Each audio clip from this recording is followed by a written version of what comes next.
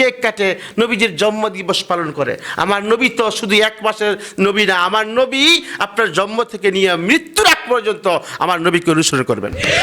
বালেগ হওয়ার পর থেকে নিয়ে মৃত্যুর আগ পর্যন্ত রসুলের তরিকায় জীবনযাপন করবেন। আমাকে দেখাইতে পারবেন যে এই আবু বকর ঈদে মিলাদুন নবী পালন করেছে, ওমর পালন করেছে, ওসমান আলী পালন করেছে?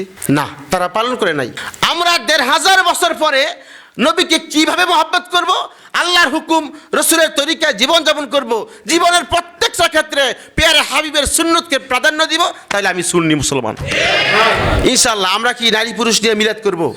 না, পেয়ারে হাবিবের সুন্নত তরিকায় জীবনযাপন করব। বছরে একবার না সারা বছর?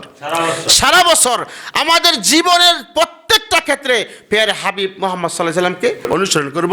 মান আতাআনি ফাকাদ আতা আল্লাহ ওয়া মান আসানি ফাকাদ আসাল্লাহ। আমার এক শ্রেণীর ভাইয়েরা আছে, সারা বছর কোনো খোঁজ খবর নাই, মুখে দাড়িও নাই।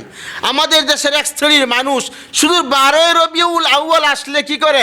ঈদে মিলাদুন নবী পালন করে, এরপরে কেকও কাটে, কেক কাটে, নবীজির জন্মদিবস পালন করে। আমার নবী তো শুধু এক মাসের নবী না, আমার নবী আপনার জন্ম থেকে নিয়ে মৃত্যুর আগ পর্যন্ত আমার নবীকে অনুসরণ করবেন। বালেগ হওয়ার পর থেকে নিয়ে মৃত্যুর আগ পর্যন্ত রসুলের তরিকায় জীবনযাপন করবেন। আবু বকরের চাইতে নবীকে মোহাব্বত বেশি করেছে এমন ইতিহাস আমি পাই নাই। ওমর, ওসমান, আলী, ওরা রাসূল পাক সাল্লাল্লাহু আলাইহি সাল্লামকে নিজের জীবনের চাইতে বেশি মহব্বত করছে।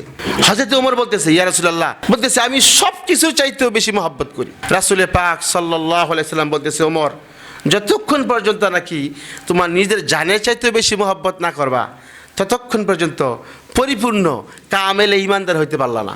একটু চুপ রইলেন, জ্ঞানী মানুষ তো। একটু পরেই বলতেছে, ইয়া রাসূলুল্লাহ, অবশ্যই আমি আপনাকে আমার স্ত্রী, সন্তান, মা বাবা, এমনকি আমার জানের চাইতে বেশি মহব্বত করি।